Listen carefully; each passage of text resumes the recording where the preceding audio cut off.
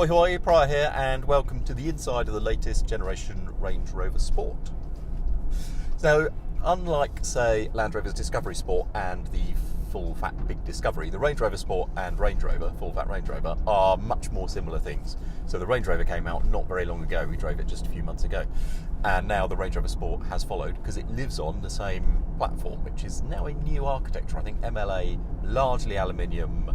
The engine's in the front, it's longitudinally mounted, and it's a different thing. Whereas the small Range Rover Evoque and the Land Rover Discovery Sport have like a transverse engine, or predominantly, I want to say, I mean they're all four-wheel drive, but I want to say, it's a kind of front-led platform. This is more of a traditional rear-led platform. It comes with an 8-speed automatic transmission, a low-range transfer case, air suspension which can raise and lower itself, and so on.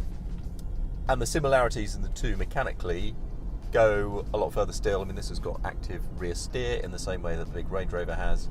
It sits a little bit lower. I think the wheelbase is actually the same even, but it does sit a little bit lower. The scuttle in the cabin is just a little bit lower. It is a more dynamic version of, but still a very luxurious Range Rover. And as time goes on, Range Rover is keen to push this brand up market. It uses the phrase modern luxury. It wants to think of itself, and I don't know, you tell me if you think this is fair, it wants to think of itself as something like Rolex or Hermes or some other fashionable luxury brand. Now, from a pricing perspective, I get where it's coming from. This Range Rover Sport starts at about £80,000 in the UK. That's for a D300 diesel. Then there's a raft of other engine options. This one is a plug-in hybrid, no less, leading up to the full-fat V8, which it takes from BMW, that V8 engine. And there will be an SVR later, you would imagine. And those prices at the moment are going up to like 116, 120 grand before options or something like that.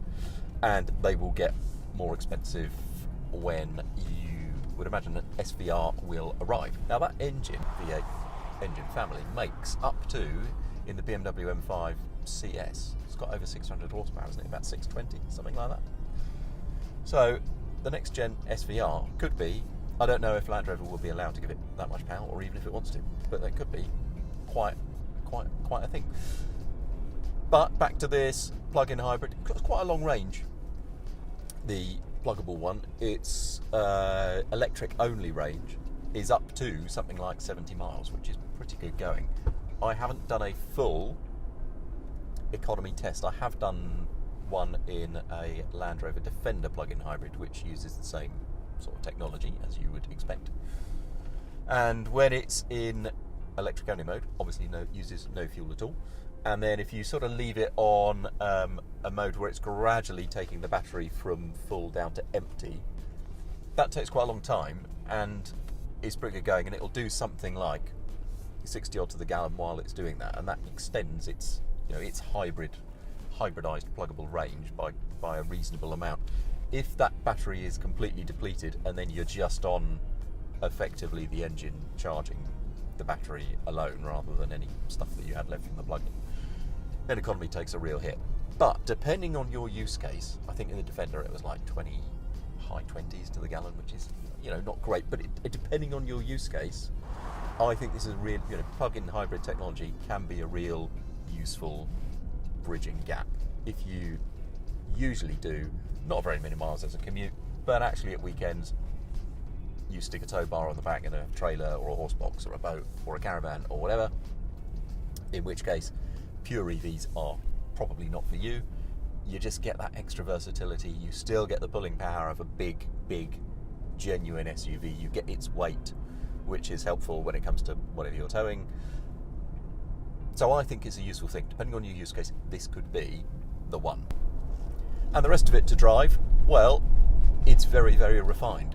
Is it as refined as the full-fat Range Rover? It's not far off, So I got in it yesterday, had the windows open just until the aircon sort of woke up a bit, and then I got onto a motorway and I thought I'd better shut the windows. And it just becomes so quiet. You just whisper quiet. You could talk very quietly, and passengers in the back would absolutely hear you. Isolation is really good. No, not as good as a full-size Range Rover. I say full size, but they're both similar size. Isolation not quite as good as the full-size thing, but really, really good. And then there's the dynamic stuff, which Land Rover tends to do quite well. I mean, it's not perfect at everything, especially if you've read customer reliability satisfaction surveys. You'll know it doesn't do that brilliantly. It's got the latest generation, it's PV Pro touchscreen system. So Land Rover, because it's an off-road brand, insists on having the terrain response, which controls traction, stability control, wheel control, throttle response, all that sort of thing. It wouldn't hurt if that was just on the touchscreen, because you don't need it very often. And actually this space was given over to a controller that controlled the touchscreen. It's not bad as touchscreens go, but there's a lot on it. And so to the stuff that Land Rover does do very well, which tends to be ride, handling, steering, cabin isolation, response. And it does that really well here. This is a really nice car to drive. It's a very relaxing car to drive, but body control is terrific. It feels quite agile.